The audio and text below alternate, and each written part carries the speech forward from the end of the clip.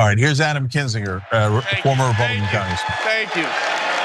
I'm Adam Kinzinger, and I am proud to be in the trenches with you as part of this sometimes awkward alliance that we have to defend truth, defend democracy, and decency. I was just a kid when I was drawn to the party of Ronald Reagan, to his vision of a strong America, the shining city on a hill. I was a Republican for 12 years in Congress, and I still hold on to the label. I never thought I'd be here, but listen, you never thought you'd see me here, did you? Well, we really didn't bring much thought.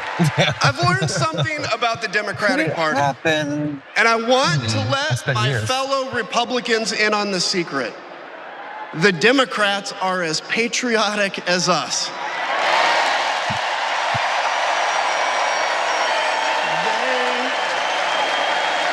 They love this country just as much as we do. It's not good for the Democratic Party historically that they have to clarify that. But they are clarifying it and trying to fix it. And having a Republican be the one that clarifies it is interesting. Yeah. And they are as eager to defend American values at home and abroad as we conservatives have ever been. I was relieved to discover that because I've learned something about my party too. Something I couldn't ignore. The Republican Party is no longer conservative.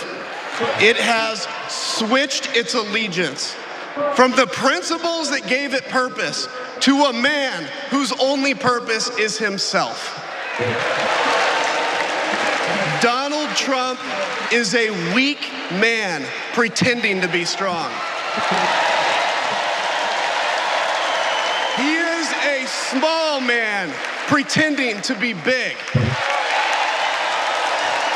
He's a faithless man pretending to be righteous. 100% sure he's a perpetrator who can't stop playing the victim. He puts on, listen, he puts on quite a show, but there is no real strength there. As a conservative and a veteran, I believe true strength lies in defending the vulnerable. It's in protecting your family. It's in standing up for our Constitution and our democracy. That is the soul of being a conservative. It used to be the soul of being a Republican, but Donald Trump has suffocated the soul of the Republican Party. We can't breathe. Good line. Yep. His fundamental weakness has coursed through my party like an illness, sapping our strength, softening our spine, whipping us into a fever that has untethered us from our values.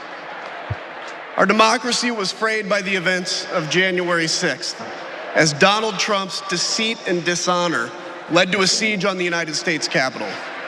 That day, I stood witness to a profound sorrow, the desecration of our sacred tradition of peaceful transition of power, tarnished by a man too fragile, too vain, and too weak to accept defeat.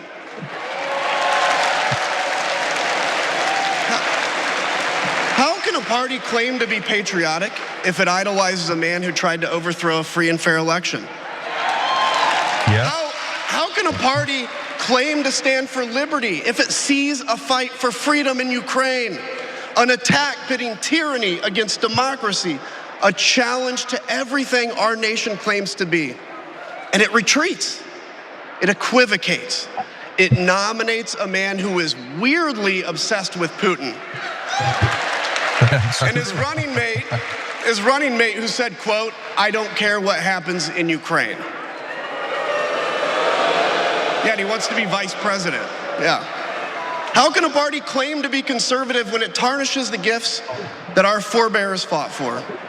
Men like my grandfather, who served in World War II, who believed in a cause bigger than himself, and he risked his life for it behind enemy lines. To preserve American democracy, his generation found the courage to face down armies. Listen, All we're asked to do is to summon the courage to stand up to one weak man.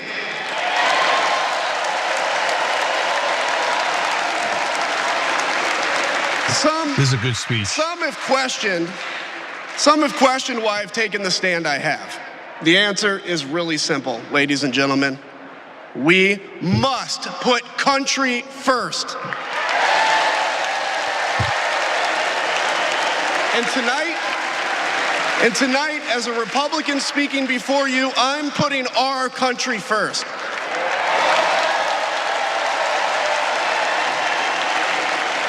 Because the fact is, I do belong here. I know Kamala Harris shares my allegiance to the rule of law, the Constitution, and democracy. And she is dedicated to upholding all three in service to our country. Whatever policies we disagree on pale in comparison with those fundamental matters of principle, of decency, and of fidelity to this nation.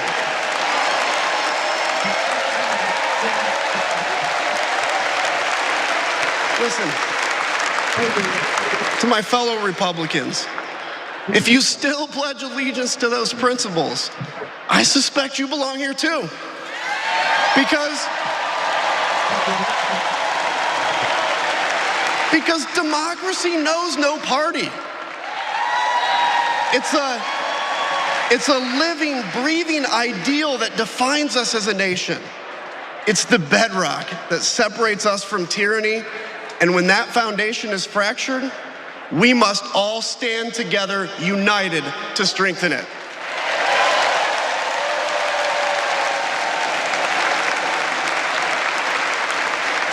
If you think those principles are worth defending, then I urge you, make the right choice. You know, Sean Astin can play Kinzinger in a vote movie. for our bedrock values and vote for Kamala Harris. God bless you. He was actually voted 50 most beautiful people on Capitol Hill. Okay. You ready for this? Anna, listen to this. Adam Kinzinger was voted a Wisconsin Red Cross Hero of the Year because he saw a woman get her throat sliced in front of him. He jumped in to defend her, even though he had no weapon and the other guy had a knife. He wrestled the knife away from him, and saved her life. I did not know that. Damn, Adam Kinzinger. How has that never come up? I know, isn't that amazing? So this brother's a hero in a couple of different ways. Wow. Okay, let's I think listen. Trump would do that. Hey, thanks for watching that video. We really appreciate it, guys. And we appreciate it if you become members because that allows us to be independent, honest, progressive, all the things that you don't get from corporate media. And all of that is because of you guys. Hit the join button below and become one of us. Become a young Turk.